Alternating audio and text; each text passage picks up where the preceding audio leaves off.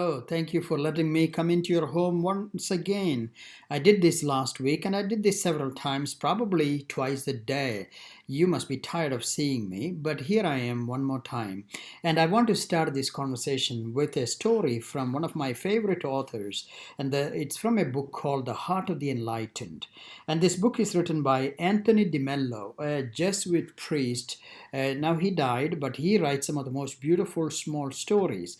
And this story I read on Monday at 10 o'clock when I gave the class on centering prayer, welcoming prayer, a contemplative prayer practice, something that I want to invite you if you are free and you have some time to take this class 30 minutes every Monday at 10 a.m.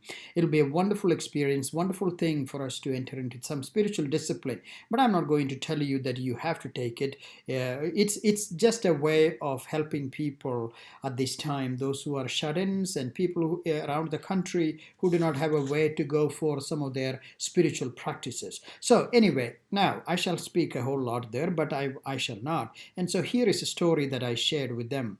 After 30 years of watching television, a husband said to his wife, "Let's do something really exciting tonight." And of course, she was so ecstatic to hear that. And she had this great vision of what that night would look like. And she said, "Wonderful, that is great. What shall we do?" And he said, "Well, let us exchange chairs." So you can imagine, they had been watching TV for 30 years sitting in the same chair. And sometimes that's what happens to us, that it is time for us to exchange chairs. And that's what exactly we have done. We are so used to coming to church and sitting in one place, and now all of that is changed. I read on Facebook last day someone who said, "Now, to reduce the commute in the morning, I have decided to sleep in the living room." Yeah, that's right. That is exchanging chairs. Our routine has been affected and we have to change. We have to make some changes to the way that we are doing things and we are living. And so, from that perspective, I want to say, yes, it is true. We have to change. We have changed. And now, going forward, this is something I want to say. Yes, you have seen me almost every day, twice a day, those of you tune into our morning prayer or evening prayer or compline, and then on Sunday mornings, and then our social hours. I think probably you have seen me more often than before all this happened. I also have came in contact with more of you in the last month and a half than probably prior to that. Everything has its cause and effect. Everything has its the way of doing things. So all I want to say is this is not the best way to communicate and be with, but this is the best we can do at this time. And if I had the gift like Jesus, who appeared in the closed room of the apostles who were scared and told them, "Peace be with you," I would do that today. But I don't have that gift. I cannot walk through the walls. But I'm glad that you said yes to me today so that I could appear in front of you on your computers or on your mobile devices or your phones. So here we go.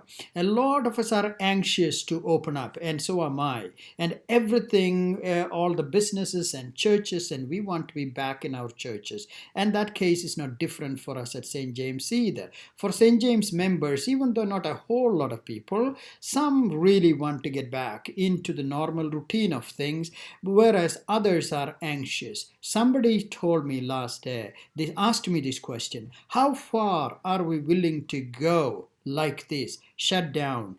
And I wish I could come up with a smart answer, but the only thing that I can come up with that is that we will keep this going so long as it keeps someone else safe. And that's the reason. No other reason. How far are we willing to go? And the answer to that is as long as it takes for me to keep someone else safe. Not everyone can be kept safe, and that's not in my power to keep everyone safe. We don't know how it looks like, where it is going. None of those things we know. But what we do know, we listen to the science, we listen to the data, and the information that are reliable and believable, and those that are motivated by, and nothing motivated by anything else, including economy. That's not what we move forward with. What we are doing is to make sure the demographics that we have in our church, that is at St. James, and particularly in the Episcopal Church, maybe that's an older generation of people, including me. You see my gray hair? Yes, we are getting older by the minute. To keep everyone safe. Am I afraid to die? Absolutely not. I will be just fine. But I do want you to be alive and you to be safe. And for me, what is more important is human life at this time and to keep it safe and well. But I also have to say, we are headed in the right direction. We are preparing as best as we can for the opening of our churches and our communities. As far as St. James is concerned, I had been working more than 14, 15 hours a day to keep things together, to hold people together, to talk to people together, to meet, to call, to visit, to figure out what could be done the best we can.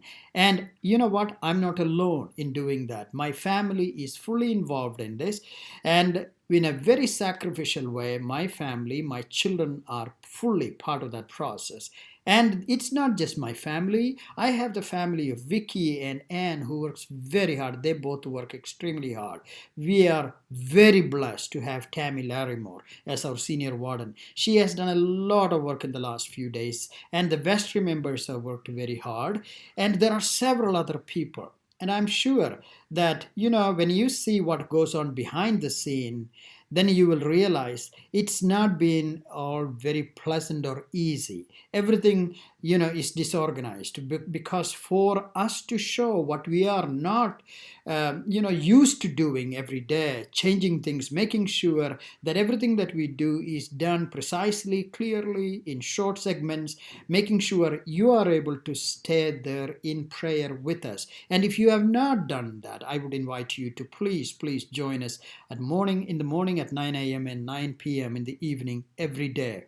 We do a wonderful time of prayer together with the community.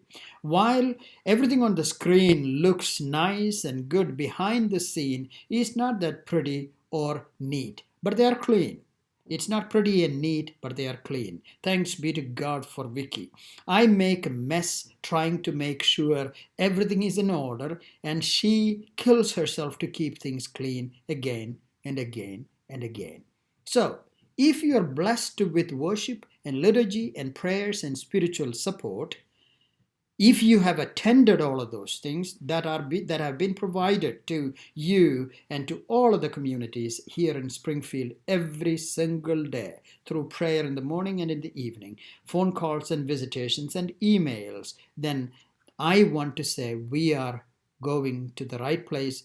We are headed in the right direction, and we want to keep our church open and safe, and we are going to do that very carefully in the coming days. It's not too far, but we want to follow certain protocols that have been asked of us by the bishop as well as the state and our city. And the primary requirement of all of what we are doing is to keep you safe and nothing else.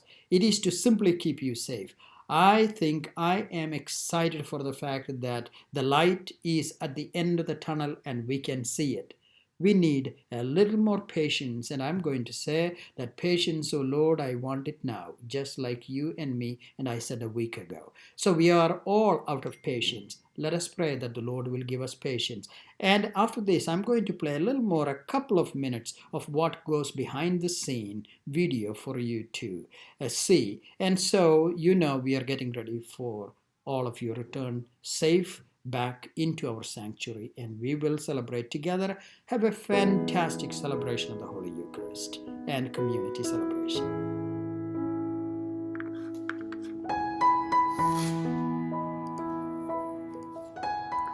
So now you must be wondering, what in the world is she trying to do there? Well, she's marking the places where people can sit. When we come back in the next few days, when we return to church, that we are required to have 6 feet from each other to sit together in worship. And so she's marking the pews where a family of two, a couple can sit in one place, and the next couple or individual can sit in a different place. And also what you're seeing at here is this ladder. that she put there so that there is enough light on the altar, so that we can actually see when we live stream for the people now or beyond. People actually can see the faces of people who are at the altar. And so here it is, her doing again. And also you look at the chapel, what has happened there. We had to remove all the chairs, put all the lights, and I have removed some of those studio lights and wires and everything from right in front of the altar, that gave at least a clearer view of the altar when you attended online worship on Sundays. You see, I moved the piano from the choir room and removed all the chairs so that it looks clean. And also from here we are going into the office, and you will see Anne and Vicky, they are all working very hard to make sure everything is done right. All the chairs from the chapel is set outside so that when they when you see things, it will be clean and better, so that you feel still comforted by the fact that we are doing whatever we can. And here is Anne working hard with her mask on. Even though nobody is around, she wants to keep everyone safe, and all the books are removed from the church, so that there is no cause for anxiety. And here it is, Anne and Vicky. So all to say, we are working very hard to make it happen. I want to thank you for supporting and helping and being patient. God will walk us through this. Thank you.